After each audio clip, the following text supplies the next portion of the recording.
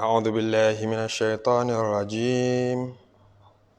بسم الله الرحمن الرحيم. أعوذ بالله من الشيطان الرجيم. بسم الله الرحمن الرحيم. أعوذ بكلمات الله التامات من شر ما خلق ومن همزات الشياطين وأعوذ بك رب أن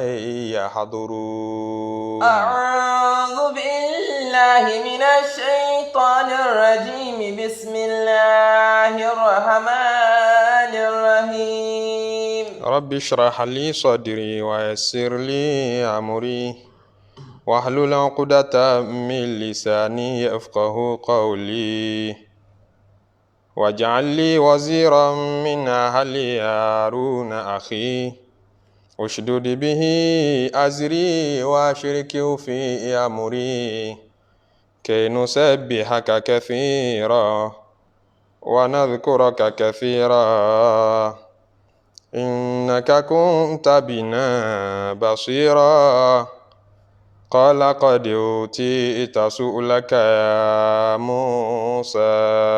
أعوذ بالله من الشيطان الرجيم. بسم الله الرحمن الرحيم. أستغفر الله سبحان الله والحمد لله ولا إله إلا الله الله أكبر ولا حول ولا قوة إلا بالله العلي العظيم. عدد خلقه ورضا نفسه وزنة عرشه ومداد كلماته ومنتهى العلم ومبلغ الرضا. اللهم صل وسلم على سيدنا محمد الشفيع المشفع خير خلق الله وعلى الأنبياء والمرسلين وآلهم وصحبهم أهل الله. أعوذ بالله من الشيطان الرجيم. بسم الله الرحمن الرحيم. الله جل ثناؤه في الملك والملكوت الله ليس سواه في العز والجبروت. الله جل ثناؤه في الملك والملكوت الله ليس سواه في العز والجبروت. الله جل ثناه في الملك والملكوت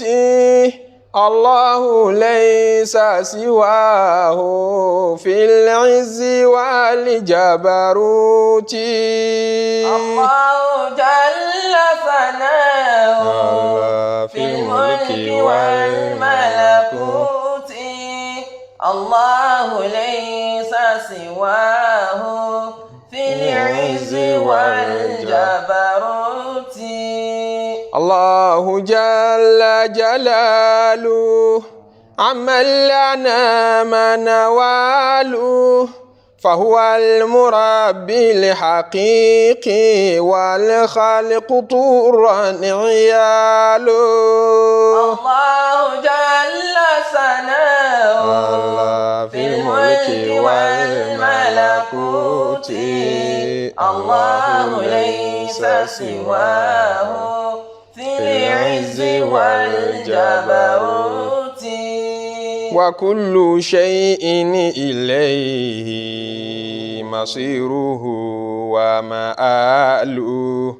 إليه فوضت أمري وعنه لم يخف حاله. الله جل ثناه في الملك والملكوت الله ليس سواه في العز والجبروت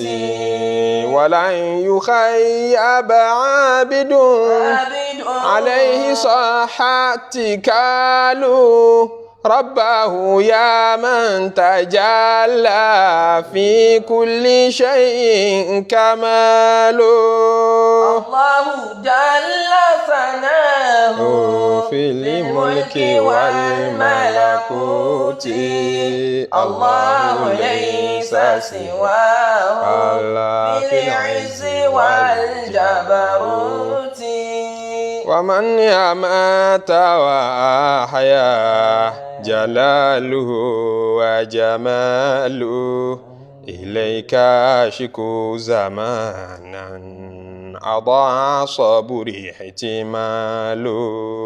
الله جل ثناه بالملك والملكوت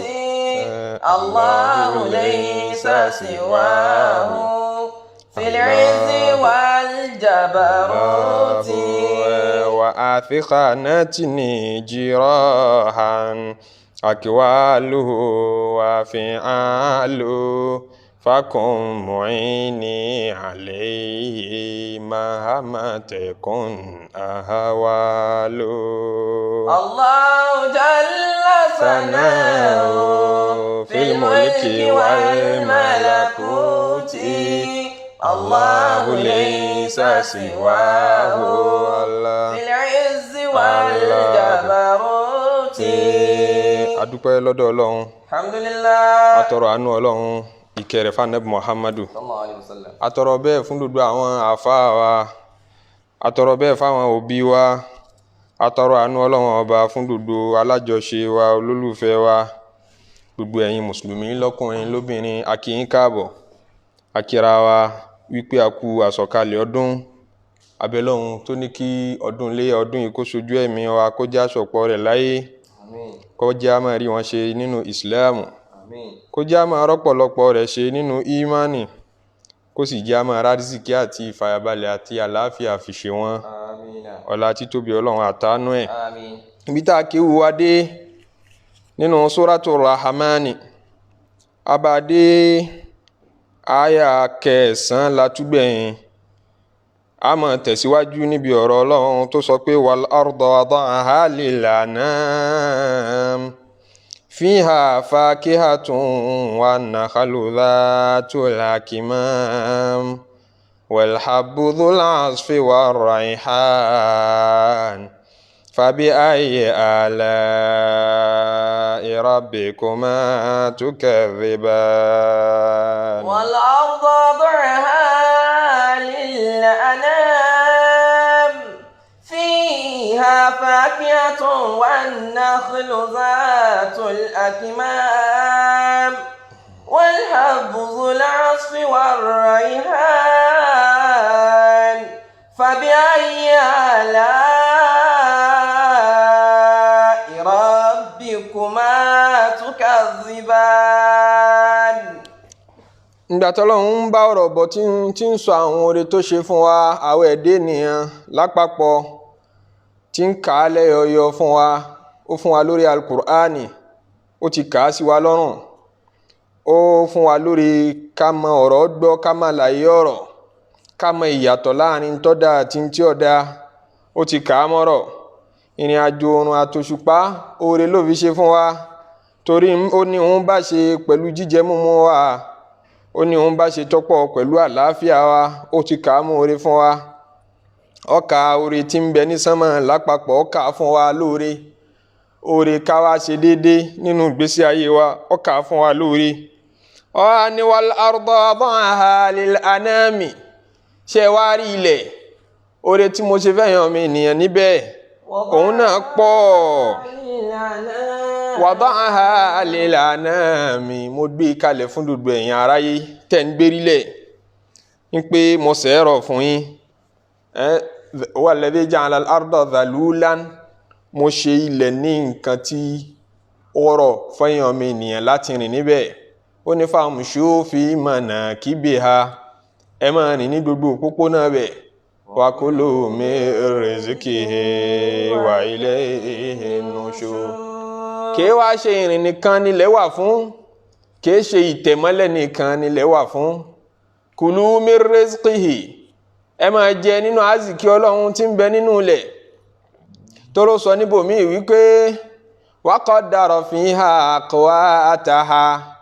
gbogbo ń tọ́mi ènìyàn jẹ pátápátá gbogbo tí gbogbo yín jẹ bẹ́ẹ̀ ti pọ̀ tó, mo ti tọ́jú gbogbo ẹ̀ sínú ilẹ̀. a ní bí ẹ̀mí kan sílé ayé láì ní ìpalẹ̀mọ́ kí ni ó jẹ nínú rìsáàvù rẹ̀ nínú ilẹ̀. kálukú ló ní rìsáàvù tiẹ̀ nínú ilẹ̀.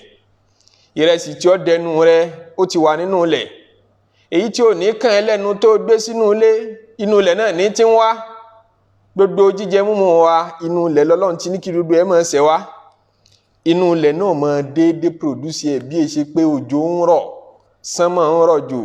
ilẹ̀ ń fa mu ní ilẹ̀ fi ń produce oúnjẹ tá ń jẹ. ìrọ̀jò sánmọ̀, ìrí ìfàmúlẹ̀, gbogbo ẹni ń bá ṣe pẹ̀lú ìrìn àjò oòrùn àtòṣùpá. láfi máa rí àwọn ilẹ̀ kan tí ò ní kókó, ilẹ̀ desert, a sì máa rá wọn ilẹ̀ gbó. in tó ṣe gbìn sí ilẹ̀ kọ̀ọ̀kan ò ní jọra wọn. àsìkò tẹ́lẹ̀ gbìn nǹkan kọ̀ọ̀kan ò ní jọra wọn. kódà orí ilẹ̀ kan náà bẹ́ẹ̀ bá jọ gbìn nǹkan kan náà síbẹ̀ yóò máa dùn jura wọn lọ. ta ni ń ṣe gbogbo ètò wọn yìí? Ọlọ́run ní wal arda wada'aha lil-anam. èmi mo ṣiṣẹ́ bẹ́ẹ̀, mo gbé ilẹ̀ kalẹ̀ fún gbogbo ẹ̀yin ọmọ ènìyàn. fiha fakihatun wan-nakhlu dhatul akmam. fiha ń bẹ lérí ilẹ̀ fẹ́yìn ọmọ ènìyàn. fakihatun. eríṣiríṣi èso tó ṣe panu, ìpanu nínú èso ń bẹ lérí ilẹ̀ fẹ́yìn ọmọ ènìyàn. alfawakihu àwọn èso tí a kìí jẹ lil-iqtiyat, a kìí jẹ nítorí pé mo fẹ́ yó. ẹnìkan kò ní máa mu àgbálùmọ̀ nítorí pé ó fẹ́ yó. ẹnìkan kò ní máa mu ọsàn nítorí pé ó fẹ́ yó. ẹnìkan ò ní máa mu watermelon nítorí pé ó fẹ́ yó. a ní máa jẹ apple nítorí pé a fẹ́ yó. a ní máa jẹ̀pà nítorí pé a fẹ́ yó. ń pé kí ló fi jẹ ń jẹ àárọ̀ rẹ? ẹ̀pà ni. kí mo fi jẹun ọ̀sán? apple ni. kí mo fi jẹun alẹ́? watermelon. wọn ò ní mi ò tí ì jẹun. torí àwọn kinní wọ̀nyí fawakihu, a fi wọn panu ni, a fi wọn tún ẹnu ṣe. Ọlọ́run ní mo kó wọn pọ̀ sérí ilẹ̀ bẹ́ẹ̀. wan-nakhlu dhatul akmam. mo tún kó sórí ilẹ̀ an-nakhalu, àwọn igi làbídùn, èso tí ó mọ, igi tí ó mọ fún yín léso làbídùn. tòró ń lọ sọ̀ráǹdì àwọn lárúbáwá tal-Qur'ani ń sọ̀kalẹ̀ láàrin wọn jọ náà. òun sì ní main thing tí ń wù nílẹ̀ wọn, ilẹ̀ Mọ́kà, ilẹ̀ òkò ní tí kò lè múrúgbìn jáde. nǹkan tó ní láárí jù tí ń jáde ń bẹ náà ní làbídùn. Ọlọ́run wá fi ń pòwe ọ̀rọ̀, ó ní èmi mo ṣe bẹ́ẹ̀. sáwọn òòṣà tẹ́ ń sìn wọ̀nyí ló ṣe bẹ́ẹ̀ ni? àwọn èso tẹ́ ń jẹ nílẹ̀ Yorùbá, ẹ̀yin tẹ́ ń gbin kòkó, tẹ́ da ìmọ̀ iye ẹ̀dì bílíọ̀nìà nídìí kòkó níjọ́ tí kòkó ń ta wàràwàrà, níjọ́ tí Nàìjíríà gbára lé kòkó. gbogbo ẹ̀yin tẹ́ lówó látara kòkó, ṣọ́ọ̀ṣùn ní mú kòkó wù. ṣọ́bàtálá ló ní kọ́sàn ọmọ wù nílẹ̀ Yorùbá. àgbálùmọ̀ tí ń wù fún wa láì gbìn yọkàn mọ́ wù káàkiri. ọ̀gẹ̀dẹ̀ ń wù fún wa láì gbìn yọ mọ́ wù káàkiri. máńgò ń wù fún wa láì gbìn yọ mọ́ wù káàkiri. ǹjẹ́ dodo àwọn òòṣà wa nílẹ̀ Yorùbá tó lóòṣà ilẹ̀ Yorùbá ń sìn, ṣáwọn ni wọ́n ní ọmọ jáde ní àbọ́lọ́hún? wal arda wada'aha lil-anami. Ọlọ́run lémi mo ṣètò bẹ́ẹ̀, mo gbé ilẹ̀ kalẹ̀ fẹ́yàn mi nìyẹn. ẹ̀ lè dálẹ̀ paláṣẹ kó múrúgbìn jáde. fiha fakihatun wan-nakhlu dhatul akmam. mo ní kí èso làbídùn ọmọ jáde ń bẹ dhatul akmami. èso làbídùn èyí tí ó ní oríṣiríṣi ọwọ́jà tí ó máa kó èso jáde níjọ níjọ, yóò máa ṣù jáde. wal-habbu, kódà mo tún ní kí àwọn èso oníkóró kán máa wù jáde nínú ilẹ̀. dhul asfi war-rayhan. dhul asfi, àwọn èso oníkóró dhul asfi tí ó máa léwé. òun ni bí iṣu, habbu ní inú ilẹ̀ lọ́wà, àmọ́ dhul asfi yóò máa ní ewé tiẹ̀. bẹ́ẹ̀ ni pineapple yóò dàbí habu yóò sì máa léwé tiẹ̀ àwọn èso eléwé èmi mo ní wọ́n máa jáde wa raihan àwọn èyí tí ń bẹ lérí igi tátẹ́gùn ń fẹ́ lọ tí ń fẹ́ bọ̀ èmi mo ní wọ́n máa jáde àwọn kan ní wa raihan lọ́dọ̀ tàwọn ní pé èmi mo ní káwọn èso àbáwọn ewé tí ń máa lóòrùn tó dáa kó máa wù jáde ibi tá a lè tú wa raihan pọ̀ tá a lè tú sí ọ̀pọ̀ níbàámu pẹ̀lú kí ni wa raihan ń dálé lérí nínú èdè Lárúbáwá àti pé àárín ibi tọ́lọ̀ ń fi ọ̀rọ̀ wa raihan sí àárín àwọn nǹkan tí ń wù lérí ilẹ̀ ni àjásí pé kìí ṣòórùn lásán lọ́lọ́run sọ fún wa níbẹ̀ wa raihan Ọlọ́run ń tọ́ka sí oore tó ṣe fún wa látara àwọn ewé tí máa wù tí atẹ́gùn ọmọ wa fẹ́ wọn lọ tí ọmọ fẹ́ wọn bọ̀ tó yẹ sí pé látara afẹ́fẹ́ wọn nìna ọmọ ènìyàn tún mú gbádùn bẹ́ẹ̀ a máa mú ìbòjì látara afẹ́fẹ́ igi péjì ńlọ jókòó lábẹ́ igi ní atẹ́gùn bẹ́ẹ̀ wa raihan àánú mo fi ṣe fún yín. Fabi ayyi ala'i rabbikuma tukadhiban. Níbàámu pẹ̀lú ìgbìyànjú tafsir a tún lè gbìyànjú ká sọ pé wa raihan ó ṣe ṣe kó ẹ́ pé ń tọ́lọ̀ ń gbà lérò pẹ̀lú wa raihan òun ni wípé atẹ́gùn tá ń fà símú tí ń bí àlàáfíà fáwọn ọmọ ènìyàn òun látẹ́gùn tí ń wá láti inú ewéko ní ń fún wa ní ọ̀nà ẹbẹ̀ látẹ́gùn àlàáfíà tí ń wá báwọn ọmọ ènìyàn tí ń jẹ́ oxygen tá ń fà símú nígbàtí a bá ti ṣe ń tán pè ní deforestation tá a lé dodo tí ń jẹ́ igbó jìnnà tí ìlú ń tóbi sí tí population wa ń pọ̀ sí ń tá a mọ fà símú tí ó mọ jẹ́ oxygen wa kò ní má láàfíà jáde mọ́ torí ntẹ́nìkan tó bá wù jáde níkọ́ ńlẹ̀mí ń fà símú àríbi fàlàáfíà fàtẹ́gùn tọ́lá láàfíà símú mọ́ yọmọ wa bí àìsàn lóríṣiríṣi láàrin ìgboro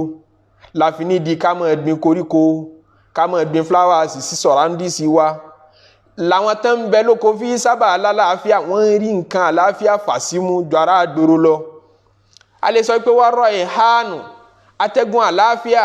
ń wá látinú Amazon ń wá látinú igbó ń wá látinú bí ewé tí ọmọ ẹja àlàáfíà fáwọn ọmọ ènìyàn bóyá ní tó ṣe é ṣe kó jẹ́ pé ńlọlọ́run ń tafà sí mbẹ́ fabi ayyi ala'i rabbikuma tukadhiban. Wala habbu dhul asfi war rayhan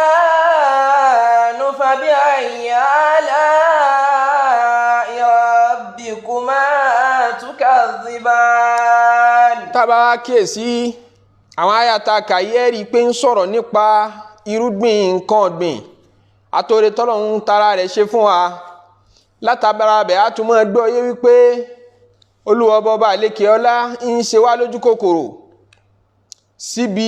iṣẹ́ àgbẹ̀ nípa ẹni bá ń wá rìsìkí tí ń wá jẹ tí ń wá mu kọ́ wá sérí ilẹ̀ kò ní fún pinpin mọ́mí ènìyàn kọ́mọ̀rí tiẹ̀ mú nínú ilẹ̀ torí inú ilẹ̀ la tọ́jú ẹ̀ sí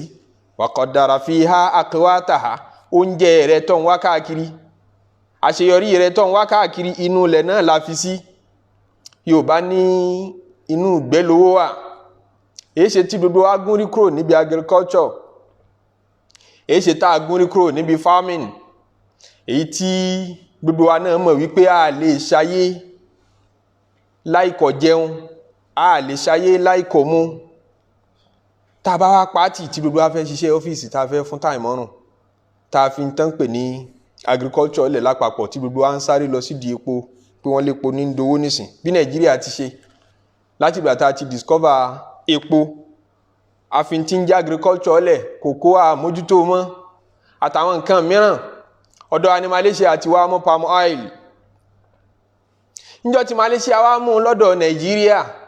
wọ́n mú orí rẹ̀ fún Nàìjíríà dè ní ilé ni wọ́n ń dúpẹ́ rẹ̀ fún Nàìjíríà níjọ́ wọ́n wá mú lọ́dọ̀ wa a tún fi wọ́n ṣakọ tọ́ra wa wọn a níbàtàn àtìbárẹ̀ wípé àsìkò kan náà lájọ gba independence sí àsìkò tí àwọn British fún wa ní independence wa náà wọ́n fún Malaysia náà wọ́n jọ colonize wa papọ̀ ni àwa ran Malaysia lọ́wọ́ àrùn economy wọn lọ́wọ́ àfún wọn ní ẹ̀yìn wọ́n lọ gbé palm oil sọ́dọ̀ wọn wọ́n á ń sọ fún wa pé àwọn nídìí ọmọ Nàìjíríà tí ó tún wá kọ́ àwọn bí wọ́n bá wọn ṣe máa gbìn. Wọ́n fa àwọn ọmọ Nàìjíríà náà ń ṣe síbẹ̀, wọ́n sì gbà díẹ̀ mbẹ́ nígbà tí ilẹ̀ gbó nílẹ̀ Malaysia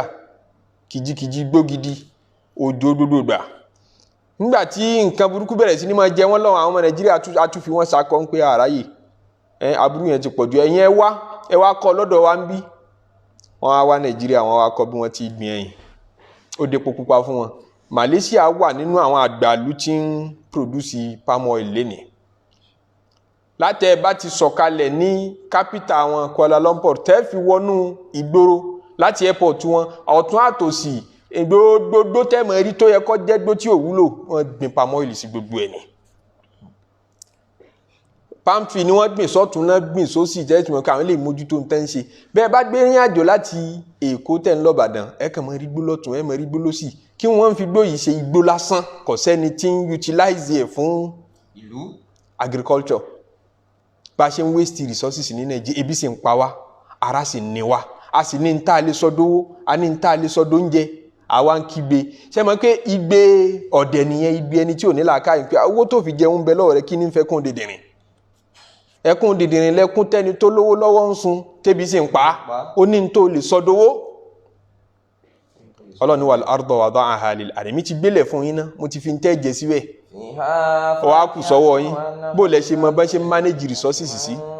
Fiha fakihatun, àwọn èso lóríṣiríṣi ń bẹ ń bẹ. Saudi ò léso, bàbá yẹ lẹ́yìn làbídùn kí ní wù Saudi, kí ní wù UAE, wọ́n ń gbìyànjú, wọ́n fagídí wù gbogbo ìtàn wù lẹ́nu ọjọ́ mẹ́ta yìí ni. Tipátipá wọ́n mọ fún lómi, wọ́n mọ fún àwọn artificial òjò yẹn, wọ́n mọ fún, wọ́n mọ dojú ọjọ́ rúkójò lè rọ̀ ń tipá. Ẹ ju kóró mango lẹ̀ ní Nàìjíríà, tẹ́ bá fọwọ́ kàn ẹ dẹ̀ rí pé ewé tí ń dìde lórí ẹ̀. Ọ̀gẹ̀dẹ̀ ní mọ bí tí ń wù, kódà kòkó nígbà míì yọ mọ̀ dáwù fún rẹ̀. Bí Ọlọ́run kẹ́ wa dé, bí Ọlọ́run ṣàánú wa dé.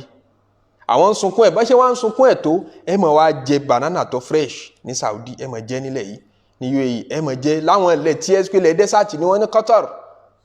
Ẹ mọ̀ mu ọsàn tó lójútùú tó ṣe dáadáa tọ́tọ́, tẹ́ mọ̀ pé fresh one lélẹ́yìí tó ṣẹ̀ṣẹ̀ dé tí ò tí ì bàjẹ́. Wọn kò sì wú lu wọn kó wọlé náà ni.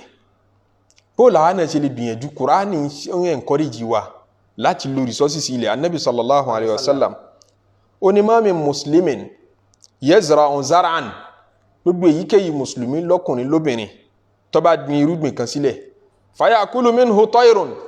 kódà tó bá ní reason kan láti gbìn, encouragement ní fún ọ ní kí wọ́n náà tiẹ̀ ní bóyá plot kan lọ́mọ fi ṣe farming kan lẹ́gbẹ̀ẹ́ ilé rẹ̀ àbí ní ẹ̀kúnlé ní ibì kan bẹ̀, kí wọ́n náà ní fáàmù tiẹ̀, oko tiẹ̀. Kìí ṣe iṣẹ́ nkẹ́ àmì ò ní díẹ̀, mo ní income tó stable, mi ò ní kí mo fẹ́ fi ṣe, mi ò lè ṣe wàhálà ẹ̀, ládàá ń bẹ ń bẹ.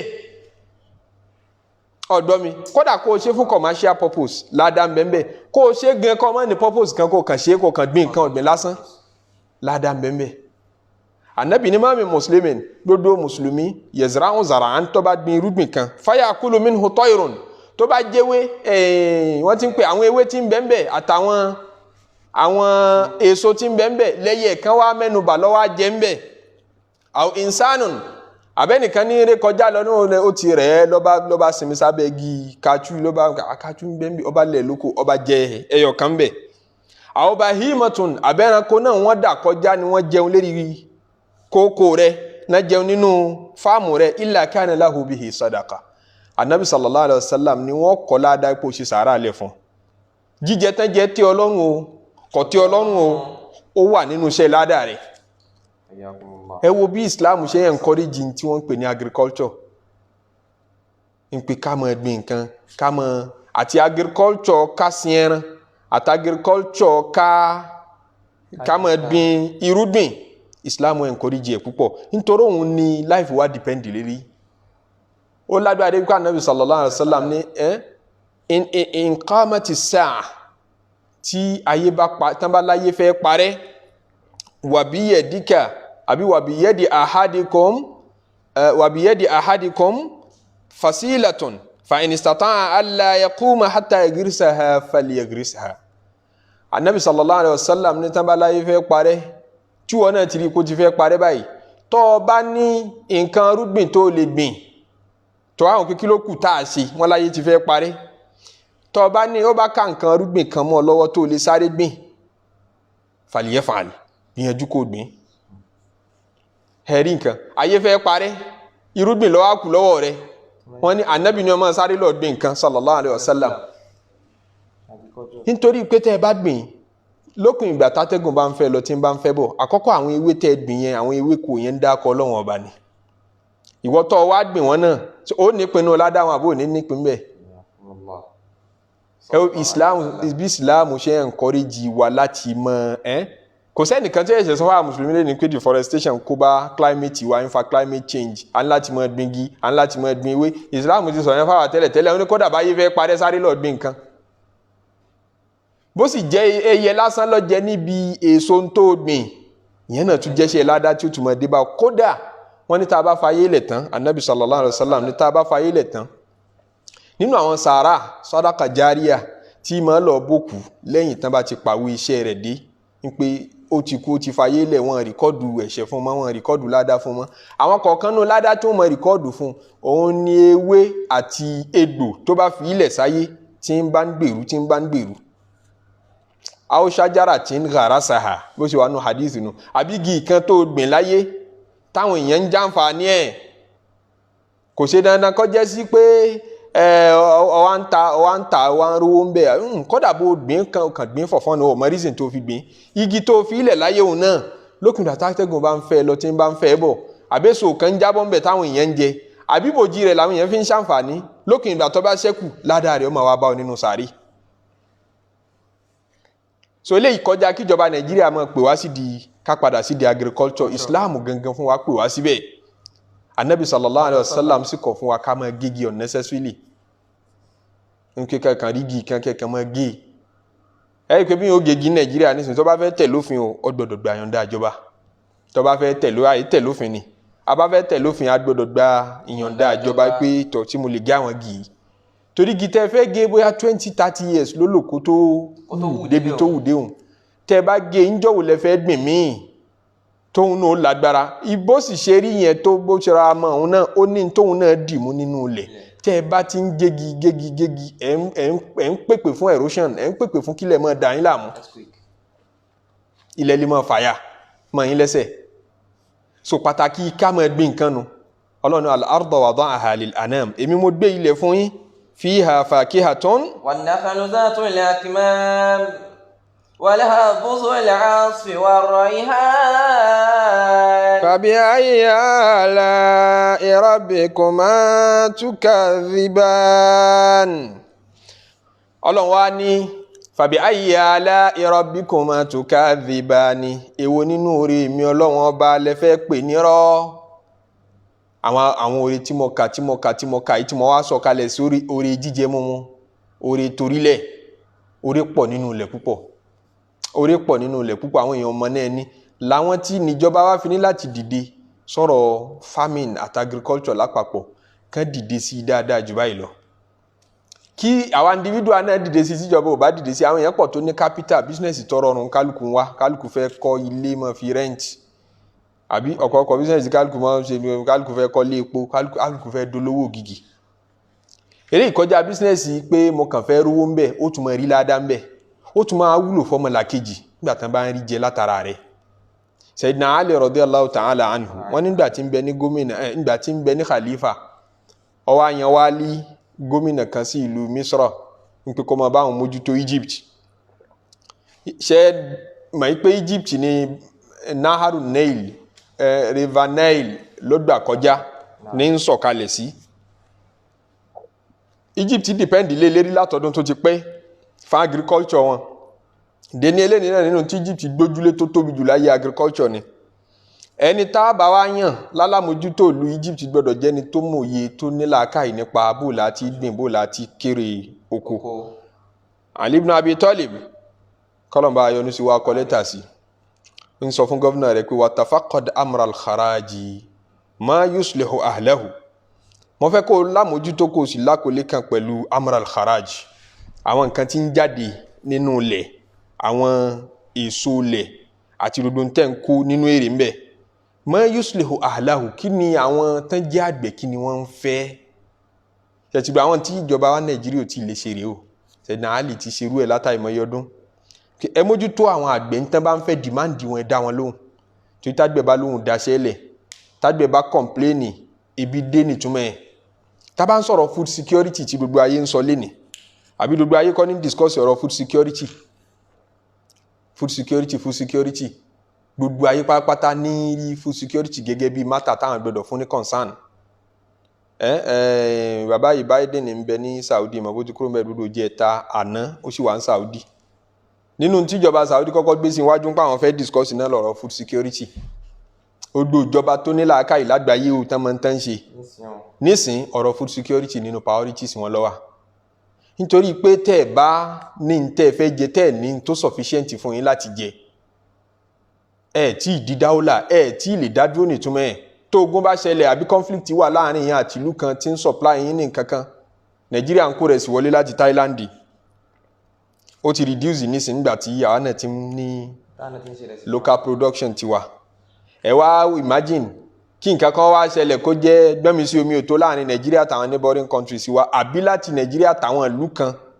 táwọn lágbára débi pé irú Thailand ó ti wà nínú àjọsọ wọn pé gbogbo ìlú tá a bá ń bájà ẹ̀yin náà máa bá wa bájà kí Thailand láwọn ò lè kó rẹ̀ sí wọlé mọ́ o tó rẹ̀ ti lọ kọjú sí Amẹ́ríkà sí nílùú abáńbájà ẹ̀yin náà máa bá wa bájà ti wọnú sanction list ẹ sọ fún wa ebi rẹ̀ sì ó pa wá bí ò ní pa wá òun sì lọ́pọ̀ jù nínú oúnjẹ tá à ń jẹ bẹ́ẹ̀ wá ní gbogbo àwọn nǹkan yòókù míì náà tá à ń jẹ nígbà tí ogun bẹ̀rẹ̀ láàrin Ukraine àti Russia níjó ní ẹ wo ń tó ṣẹlẹ̀ sí price wheat ní gbogbo ayé pátápátá torí àwọn ìlú méjì yìí làwọn nínú àwọn àgbàlú tó export to wheat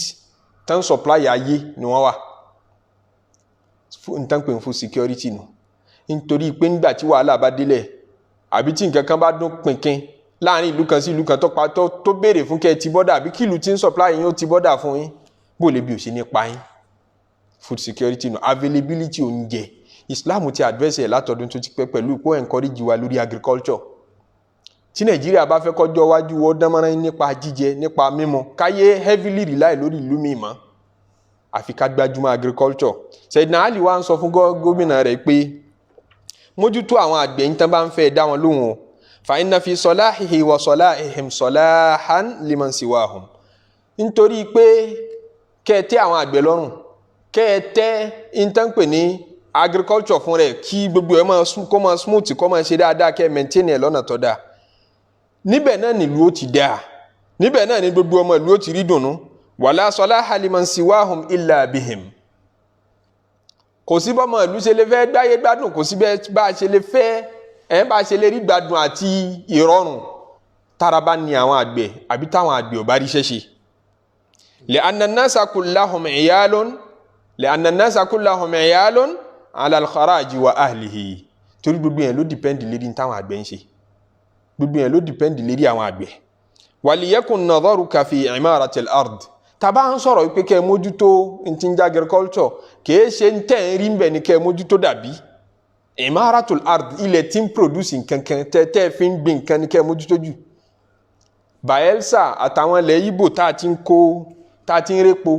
ẹ wo bílẹ̀ wọn ṣe bàjẹ́ kò ṣeé gbin nǹkan mọ́ làwọn náà fi ń claim pé nígbà tílẹ̀ àwọn ti bàjẹ́ táwọn ò ní nǹkan kan míì mọ́ lọ́dọ̀ àwọn epo tẹ́ ń kó lọ́dọ̀ àwọn yìí náà láti mọ léye tẹ́ mọ́ fáwọn ń bẹ́ẹ̀ ló bí jà Niger Delta pé ó gbọ́dọ̀ ní percentage tẹ́ mọ́ fi tún ayé àwọn ṣe omi àwọn ti bàjẹ́ ilẹ̀ àwọn ti bàjẹ́ kò ṣeé gbin nǹkan mọ́ epo ti contaminate gbogbo ẹ̀ ẹ mójútó ilẹ̀ ẹ maintain ilẹ̀ kó má bàjẹ́ ibi tó bá yẹ kẹ́ ẹ lo fertilizer ẹ lò ó Sayyidina Ali ní sọ bẹ́ẹ̀ wọn pé ẹ tọ́jú ilẹ̀ tóró òun gangan capital tẹ́ ẹ fi ń mú nǹkan jáde ẹ jẹ́ ká àmójútó yín fún ilẹ̀ kó ju àmójútó tẹ́ ẹ mọ̀ ṣe fún bó lẹ́ ṣe wá tàǹtẹ̀ kó jáde lérí ilẹ̀ bó lẹ́ ṣe manage ẹ̀ li'anna dhalika la yudraku illa bil imara torí ilẹ̀ ló fún yín ní dividend tẹ́ kó jáde ń bẹ̀ ẹ lè rí nǹkan mú jáde tẹ́ ẹ bá tọ́jú ẹ̀ ẹ wo advice tí Sayyidina Ali radiyallahu ta'ala anhu fún gómìnà rẹ̀ látọdún tó ti pẹ́ Sayyidina Umar radiyallahu ta'ala anhu òun náà gbé policy kan jáde lásìkò tiẹ̀ torí tí a bá sọ pé kánmọ́kọ́ food security a fẹ́ kí oúnjẹ ó secure a fẹ́ kẹ́mi ọba lẹ̀ pé bí ò ní pa àwọn èèyàn kó oúnjẹ ọmọ kárí policy àti procedure ìjọba ṣe pàtàkì òfin tẹ́ ẹ fẹ́ gbé kalẹ̀ law ó ṣe pàtàkì ó nípa tọ́pọ̀ tí ó kó. Law tí ó protect àwọn àgbẹ̀, law tí ó protect ilẹ̀ fún rẹ̀, law tí ó protect business wọn fún rẹ̀, àtàwọn incentive tẹ́ fi síbẹ̀ lóríṣiríṣi tí ó jẹ́ kó rí àwọn èèyàn máa wú láti máa invest lórí èmi náà fẹ́ gbin kòkó, èmi náà fẹ́ gbin àgbàdo. Ìjọba ní responsibility kan ṣe policy tó dáa fún wa. Sayyidina Umar radiyallahu ta'ala anhu lásìkò rẹ̀ ó gbé tahjiru kalẹ̀ ń pé gbogbo ẹnikẹ́ni tí ó bá lọ ba ilẹ̀ kan, ilẹ̀ tẹ́nìkan ò gbin kó sí, ẹnìkan ò claim ownership lórí ẹ̀, ilẹ̀ yẹn kan wà gbansasa ó dá wà lóhun nìkan, ẹnìkan kọ́ ló ní. Gbogbo irú ilẹ̀ bẹ́ẹ̀ tó bá jọ̀wọ́ tiẹ̀ lọ́kọ́kọ́ bá nínú Islam, nínú Sharia, ìwọ ló ní pẹ̀lú májẹ̀mú. O lè ṣe tahjiru rẹ̀ kó fòkúta, o lè ṣe fẹ́ǹsì sí, o lè ṣe kó kàn fòkúta rọ kiriká rẹ̀, o lè gbin kókó síbẹ̀. Àmọ́ májẹ̀mú ni pé o gbọ́dọ̀ utilize ilẹ̀ yẹn, o gbọ́dọ̀ abandon ẹ̀ fọ́dún mẹ́ta. Tó bẹ́ẹ̀ lè abandon ẹ̀ consecutively fọ́dún mẹ́ta, tẹ́lòmíì bá wá sérí ilẹ̀ yẹn tó bá gbin kókó síbẹ̀, má sọ pé o fẹ́ lé o, má sọ pé kó kúrò ńbẹ̀ fún ọ o. Sayyidina Umar radiyallahu ta'ala anhu dé policy òun kalẹ̀ pé ẹni bá sì abandon ilẹ̀ rẹ̀ tó lọ kan ó lọ ra lẹ̀ kan sí ìlú yín lọ́nà Abẹ́òkúta, ìlú yín lọ́nà Ìjẹ̀bú, ó wá ra lẹ̀ yẹn ó wá pọ̀ lọ gbáà nínú igbó, olófin dé nǹkan mọ́lẹ̀ fọ́jọ́ iwájú, ọdún 5 wá ń kọjá, iye ẹnìkan kan wá lo ilẹ̀ yẹn láti mú benefit jáde ńbẹ̀. Àtọwọ́ àgbẹ̀ kan bá bà á, má sọ pé ó fẹ́ lé kúrò ńbẹ̀ o. Òun ní utilize ẹ̀, utility ni ilẹ̀ wà fún, kìí ṣe abandonment, kìí sì ṣe pé wọ́n máa ń reserve ilẹ̀. Ẹ lò ó kẹ́ fi mú nǹkan rúgbìn jáde. Bẹ́ẹ̀ bá ṣe ń gbìn sí ẹ̀ ń secure jíjẹ múmu yín sí. Jíjẹ múmu onímọ̀ wọ́n lù, supply máa pọ̀ ju demand lọ. Ìlú tí jíjẹ múmu bá dẹ̀ ti rọrùn ńbẹ̀, ẹ dákun ṣé olè ó máa pọ̀? Kò ní sólè. Àwọn olè abẹ́lé ti pọ̀ nísìn, tẹ́ ẹ mọ̀ yìí pé ebi lásán ní pa wọn, kìí ṣòwò wọn wá. Ọ̀rẹ́ wa kan, àwọn olè wa ká mọ́lé, lecturer university ní Nàìjíríà, wọ́n ká mọ́lé ń jò ní kọ̀ wọ́n àbá ń lé, ẹrú Ọlọ́run sí lòun náà, wọ́n tún gbogbo inú ilé wọn ò bá nǹkankan. Tẹ́ máa tán máa ya window wọlé yẹn ni wọ́n expert ẹ̀gẹ́ ń gbà mí, wọ́n ti gibọ lé, wọ́n kó charger, wọ́n kó fóònù, wọ́n kó gbogbo ẹ̀ tẹ́ẹ̀tẹ́ ní fúramọ̀ tí tẹ́ fi jí. Wọ́n á wọlé, nígbà tí wọ́n tún gbogbo inú ilé wọn ò rí owó. Ó ní wọ́n tún gbogbo inú ilé débi pé wọ́n tọwọ́ bọ inú ṣù, wọ́n tún tọwọ́ bọ bẹ̀, wọ́n ṣí ṣù, wọ́n là á pé bóyá àwọn lè tọ́jú owó síbẹ̀. Wọ́n ṣe tọrọ research wọn rí nǹkankan. Wọ́n nígbà tí wọ́n rí nǹkankan, wọ́n á bọ́ sí kitchen. Ìrẹsì tóun ní bachelor lẹ́ńtà ń sọ yìí, ìrẹsì tó níbẹ̀ wọ́n sì ṣe ìrẹsì,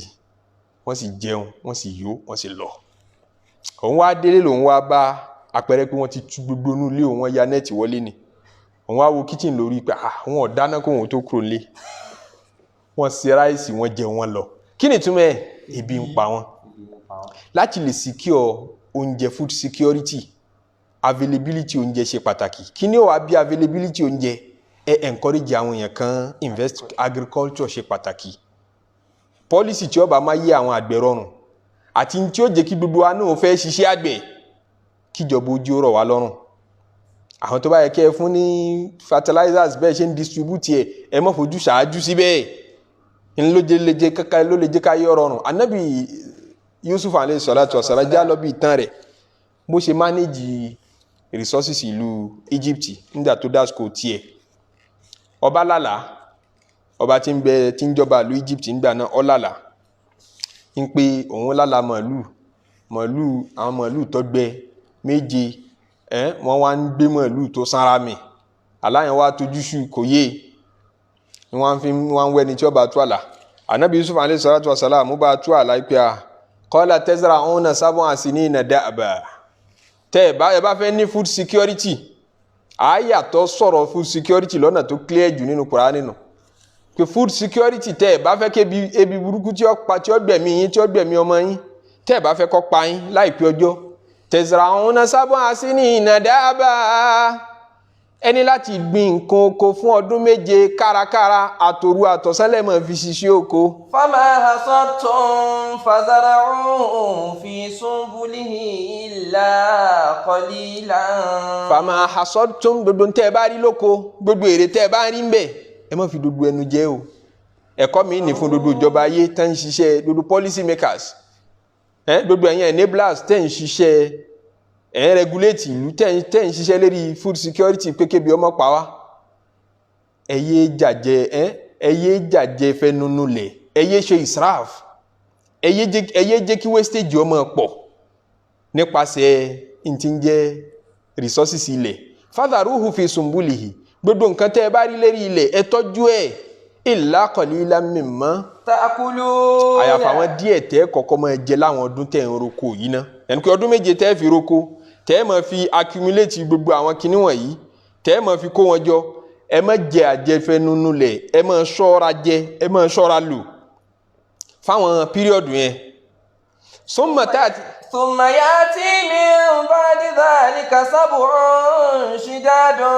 lẹ́yìn méje tẹ́ bá fi ṣe wàhálà tẹ́ fi gbin oko yìí yàtí min ba'di dhalika sab'un shidad ọdún méje mi ń bọ̀ wá o tí yóò lágbára يأكل ما قدمتم لهن ntẹ́ máa jẹ nígbà náà ní nǹkan tẹ́ ẹ ti gbìn tẹ́ ẹ ti kó lérí oko ṣáájú lọ́dún méje àkọ́kọ́ ńlẹ́kù tẹ́ máa jẹ nígbà náà nítorí ọdún méje tó ṣẹ̀ṣẹ̀ dé yìí òjò ní rọ̀ mẹ́ tójò báyìí sí rọ̀ nǹkan ò ní wù tí nǹkan bá wù kí lẹ fẹ́ jẹ ntẹ́ ẹ ti tọ́jú kalẹ̀ lẹ́ẹ̀mọ́ jẹ ǹjẹ́ Nàìjíríà ní reserve ǹjẹ́ àwa ní reserve lẹ́ni àwa tá à ń sọ̀rọ̀ sí food security àwọn ìlú kan bẹ ẹ̀mí wọn ń balẹ̀ pé ó dáa ní ọdún mẹ́wàá sísìn kódà bàbá tiẹ̀ rí nǹkan kan kó wọlé a ní ń tà lè máa jẹ nínú ìlú wa wọ́n ti sáré ọjọ́ iwájú wọn kalẹ̀ débẹ̀ àwọn ò ní nǹkan kan ìní gan ebi ń pa wá ká tó wá pọ̀ là èyí tá jẹ́ lé ní gan kọ̀kárí ká tó wá pọ̀ là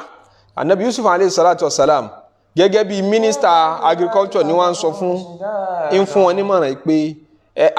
a ṣe wàhálà gbin nǹkan oko fọ́dún méje pẹ̀lú iṣẹ́ àṣekára ọdún méje tí ó wà á tẹ̀lé ńlá fi máa jẹ nǹkan ọdún méje tá a ti gbìn sẹ́yìn ṣáájú ni àmọ́ tó bá ti wá di ìgbẹ̀yìn ọdún méje kejì. ثم يأتي من بعد ذلك عام فيه يغاث الناس وفيه يعصرون ثم يأتي من بعد ذلك سبع ثم يأتي من بعد ذلك عام فيه يغاث الناس وفيه يعصرون lẹ́yìn ọdún méje kejì ọdún kan ṣẹ̀ṣẹ̀ wá dé nígbà tí ẹ ti sì jẹ dúdú tẹ́ rìsáàfù kalẹ̀ tán ọdún wà lágbára ń tiẹ̀ fíhì yughathu nas òun ni ó wà lágbára nítorí dúdú tẹ́ tọ́jú ó ti tán àmọ́ fíhì yughathu nas lọ́lọ́run ṣẹ̀ṣẹ̀ wá rọ̀jò wà fíhì ya'sirun lẹ́ṣẹ̀ṣẹ̀ máa rómi lò tí ó bá ṣe plan tí ìjọba ti ní kalẹ̀ ẹ dákun bó wọ́n ṣe fẹ́ survive kí ni wọ́n máa jẹ kí ni wọ́n máa mu ìlú ó parẹ́ àbí ò ní parẹ́ léyìí tá experience káàkiri àgbáyé lénìí ebi yìí pọ̀ wàhálà yìí pọ̀ àìrí bí manage resources ilẹ̀ bó ti tó àti bó ti yẹ ìní ń bí dodo ẹ̀ àbí ń bò míì tí resources pọ̀ síbẹ̀ tí ò sí access fáwọn èèyàn láti débẹ̀ ọ̀tọ̀ ní availability oúnjẹ ọ̀tọ̀ ní access fáwọn èèyàn láti débi tó ń jẹ wà nígbà tẹ́nìkan ẹfẹ́ nìkan péré ní láńsẹ́ǹsì pé òun ní kọ́ mọ́ ṣe rẹ́sì lápèjúwe ní Nàìjíríà àwa fún ní láńsẹ́ǹsì pé wọ́n nìkan ní kọ́ mọ́ ṣe rẹ́sì a fún ní ráìtì láti họ́ọ̀dì ọjà a fún ní ráìtì láti monopolize ètìkáàrù ọwọ́ àṣẹlẹ̀ iye price tó bá fẹ́ tà fún wa ni ó lè gbé price kan lé lérí tí kò ní sí access fáwọn mẹ̀kúnnù láti dédi ìrẹsì mọ́ kò ní ṣàǹfààní fáwọn mẹ̀kúnnù láti dédi iṣu mọ́ torí òun nìkan ni wọ́n fún láńsẹ̀nsì kó máa taṣu ẹni wọ́n bá bídà kó taṣu ńlẹ̀ yìí òun nìkan ló ní láńsẹ̀nsì kó taṣu òun nìkan ló ní kò sí competition nínú market tó lè help price láti wálẹ̀ gbogbo orú ìgbésẹ̀ bẹ́ẹ̀ ìjọba gbọ́dọ̀ mọ̀ sí ike eléyìí ó dá wàhálà alẹ́ tó wáyé pé òun nìkan la fún ní license ẹja fáwọn èèyàn tó pọ̀ gbogbo ẹni tó bá fẹ́ mọ̀ kó kòkó yẹ ẹ wá apply fún license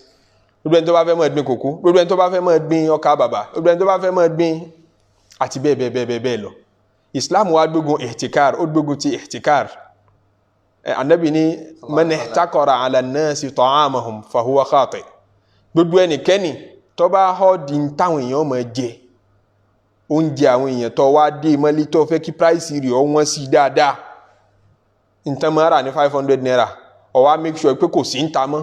gbogbo àwọn ẹlòmíì tán ní táwọn náà ń ta ọlọ́ọ̀rà tí gbogbo wọn wá dé mọ́lé gbogbo èèyàn wọn wá káàkiri àwọn kan ti rẹ́dí àti rà ní 1000 tán bá rí àwọn kan ti rẹ́dí àti rà ní 1500 tán bá rí ò tí ta àwọn kan ti rẹ́dí àti rà ní 2000 tán bá rí ò tí ta dérí 5000 ló ṣe wá bẹ̀rẹ̀ sí ní ta gbogbo ẹni tó bá dánrú ẹ̀wò àlà náà sì fáwọn èèyàn fi ta'amihim níbi tí wọ́n jẹ Ànábì ní fa huwa khati ẹlẹ́ṣẹ̀ ńláńlá ni ó níwájú Ọlọ́run. Àwọn ọ̀nà yìí ni Islam fi ń ṣe food security. wal arda wada'aha lil anami la tú débẹ̀ o. wal arda wada'aha lil anami fiha fakihatun wan nakhlu zatul akmam wal habbu zul asfi war rayhan fabi'ayyi ala'i rabbikuma tukadhiban. Látara wípé Islam tún protect jíjẹ mímu wa kí corruption má wọ bẹ́ẹ̀, food security, ó sì fẹ́ jẹ́ kí gbogbo èèyàn ní access sóúnjẹ ní kí ó gbógun ti àríbà kátàkárà tó bá ní rìbá nínú nípasẹ̀ jíjẹ mímu kìí ṣe tówó nìkan. Kátà làbídùn ni oúnjẹ tó common jù nílẹ̀ Mẹ́kà àti ilẹ̀ Mẹdínà gbà náà. Làbídùn Mẹ́kà ní Mẹdínà làbídùn tí sábà wù jù. Àwọn náà export ẹ̀ lọ Mẹ́kà, wọ́n ń tà fún gbogbo àwọn ìlú kéréje tó wà nítòsí wọn. Làbídùn bẹ́ẹ̀ ni aṣẹ́yìnrù wheat, bẹ́ẹ̀ ni alburu, bẹ́ẹ̀ ni almilhu. Àwọn nǹkan mẹ́rẹ̀ẹ̀rin yìí jíjẹ ni wọ́n wọnú rìbá. Àwọn àfáà wá gbé ìdájọ́ rìbá lé gbogbo tó bá ṣe jẹ, gbogbo tó bá ṣe alkutu wal iddikhar àbí àtọ́mọ̀ lọ́dọ̀ àwọn ẹlòmíì. Gbogbo nǹkan tá a bá máa jẹ tí wọ́n bá ń sọ pé oúnjẹ ìlú tó kúrò ní èso lásán, tó bá ti di oúnjẹ táwọn èèyàn ń jẹ tó ṣe preserve. Kí ló fi jẹun àárọ̀ yìí? Ráìsì ni, rìbá wọnú ráìsì. Gbogbo ọjọ́ tẹ́ bá fẹ́ ta ráìsì, èmi fẹ́ ta ráìsì tápà, ìwọ fẹ́ ta ráìsì míì, ráìsì Táíláńdì, àwa àbí yìí tẹ́ ń ṣe Nàìjíríà ní ṣe lake rice wọ́n pè àbí kí wọ́n pè. Àwọn ráìsì yẹn àwa fẹ́ jọ exchange ẹ̀, èmi ò wá gbé kílò 5 fún ọ, ìwọ gbé kílò 10 fẹ́mi, ó ti torí pé quality tèmi lò sí quality tiẹ̀ lò sí tèmi, ó gbé 10 wá, èmi ó gbé 5 wá, kọ̀tọ́ nínú ṣẹ̀ríà. Rìbá wọnú oúnjẹ nù. Torí pé tá a bá ti ń ṣe bẹ́ẹ̀, a secure oúnjẹ. Ẹnìkan máa fi oúnjẹ yóò sọ di tó wọn máa fi make owó lọ́nà tí ó yẹ. Kò wá ní secure life àwọn èèyàn tí ń bẹ nùlú, ebi ọmọ pọ̀ nùlú. Nígbà tí ń bá ní ráìsì tèmi yàtọ̀, àgbàdo tèmi yàtọ̀ sí gbogbo ọ̀ràn àgbàdo yòókù, ọ̀yà gbogbo ẹni tí ó bá máa ra àgbàdo lọ́dọ̀ tèmi, ẹ máa gbé àgbàdo tí yín wá, àmọ́ èmi ó máa gbé pẹ́rẹ́gì kan fún yín, ẹ̀yin ó máa fi pẹ́rẹ́gì 10 wá gbà lọ́wọ́ mi. Nígbà tí mo gbà pé tèmi dáa ju tí wọ́n lọ, àjẹ́ ó dọ́gba mọ́, kìí ṣe mithlambi mithlin. Nígbà tí ó bá ti dọ́gba ní, kí ló fẹ́ àkáǹtì fún difference yẹn? Difference tí ń bẹ láàrin àgbàdo tèmi àtàgbàdo tiwọn, kí ló fẹ́ àkáǹtì fún? Bẹ́ẹ̀ni ó ṣe máa wá acquire àgbàdo tó pọ̀ tí mo kó sọ́dọ̀ tèmi, tí mo kó sọ́dọ̀ tèmi nìyẹn. Lẹ́mi pé tèmi lérò pé tèmi dáa ju tàwọn yòókù lọ. Ọlọ́run fẹ́ kí a ní ẹ̀tọ́ tó dọ́gba nípa jíjẹ mímu. Tẹ́nìkan ò ní ọwọ́ tó gùn ju ẹlòmíì lọ ńbẹ̀. Nítorí food security. Nítorí kí Islam ó lè ensure food security, ó mójútó utilization àti quality oúnjẹ tá a máa gbìn. Ànábì sallallahu alayhi wa sallam ó wọnú oko, ó wọnú ọjà, ó wá bẹ́ nìkan tí ń ta oúnjẹ, nǹkan jíjẹ ni tí ń ta. Ànábì wá fura mọ̀ pé ọ̀nà kan bẹ tí ń fi ń ṣàbòsí. Ọ̀nà kan bẹ tí ń fi ń ṣàbòsí. Ànábì wá tọwọ́ bọ oúnjẹ náà, ó tọwọ́ bọ sàlẹ̀. Ó wá rí nísàlẹ̀ pé in tó kó sísàlẹ̀ yìí tó ti bàjẹ́ ni, èyí tó dáa ló kó sókè. Ànábì wá ń sọ fún pé èyí tó wà ń sàlẹ̀ yìí kí lè tó fi hàn àwọn èèyàn. Ó wá bẹ̀rẹ̀ sí ní mọ́ bí Ànábì kó má bínú. Tó ṣẹlẹ̀ ní pé nígbà tó ń sá lòjò wá pa, omi wá dà sí, òun sì ní nǹkan míì tó wọ́n jẹ lòun fi kó àwọn eléyìí sísàlẹ̀, lòun wá fi èyí tó dáa bò ó lérí. Ànábì ní man gashana falaysa minna. Ẹni tó bá jàǹbá wa kì í ṣara wa. Yẹn kó fẹ́ fáwọn èèyàn ní quality oúnjẹ tó bad, ó fẹ́ fún wọn jẹ. Èyí tí ó jẹ́ káìsàn àtàìlera kó padà máa pọ̀ ní ìlú. So àmójútó gbọdọ̀ wà fún quality oúnjẹ náà. Oúnjẹ tá a ní pọ̀ kò dàbí kó ní quality. Ibi tí iṣẹ́ àwọn importance àwọn NAFDAC ó ti ṣe ti kọ́ mi nù pé bó lẹ ṣe ń kíyèsí tá à ń jẹ sí. Àbí dodo yẹn náà lọ́kàn free láti máa gbé nǹkan, yóò sì bẹ̀rẹ̀ sí ní lọ́jà máa tà á fún wa bó bá ti hùn. Àmọ́rú kẹ́míkà tó fi gbìn, bóyá lọ wọ́n ó yẹ kí ráìsì ó wù normal period bóyá oṣù mẹ́fà bóyá ọdún kan òun wá lọ ọwọ́ rẹ̀ tẹ kẹ́míkà kan látọ̀nà China oṣù kan ní ewu ráìsì tó yẹ kó wù lóṣù mẹ́fà lọ́dún kan lọ́dọ̀ tiẹ̀ oṣù kan ní ewu òun lọ́mọ irú tí òun ń dà sílẹ̀ ńlẹ̀ ọwọ́ dà sílẹ̀ ńlẹ̀ ọjà rẹ̀ ń ta wàràwàrà ráìsì rẹ̀ ń tóbi ń dàbí ìgbà kó dùn lẹ́nu bóyá lẹ́yìn ọdún 10 láìsàn rẹ̀ ó tó máa jáde sára àwọn èèyàn bóyá lẹ́yìn ọdún 20 years láìsàn rẹ̀ ó tó máa manifest lára àwọn èèyàn a nídìí ìjọba tí ó regulate quality nínú food security tá nàbì ṣiṣẹ́ lé lérí ní sallallahu alayhi wa sallam tura al-Qur'an ní kulu mimma fil ardi ó ní halalan tayyiba ẹ jẹun tí ń bẹ lérí ilẹ̀ ẹjọ́ jà láàlì kó sì jẹ́ tọ̀yìbù kí ni túmọ̀ tọ̀yìbù kó jẹ́ ní tí ó ṣara yín lóore ẹ má jẹ́ ní tí ó kó tí ó ṣàkóbá fàlàáfíà yín nínú food security tó jórígun kẹ́ẹ̀ni tá bá ń sọ̀rọ̀ food security láyé wọ́n á sọ̀rọ̀ stability a ní ń tá a lè jẹ lénìí ó dẹ̀ ní quality gbogbo kálukú sì ní access sí availability wà access wà quality rẹ̀ náà dáa àmọ́ sẹ́mi wá balẹ̀ pé yóò ṣẹ́kù dọ́là látọ̀ gẹ́gẹ́ yẹn ni importance kíjọba wá pé àwọn èèyàn pé wá invest lórí agriculture dáadáa long term investment tó kọjá short term one wá invest lórí agriculture dáadáa importance yẹ ó yọjú ní Islam fi létò fún muzara'a alétò fún muzara'a alétò fún muhaqala alétò fún muhabara alétò fún musaqat àti bẹ́ẹ̀ bẹ́ẹ̀ lọ mugharasa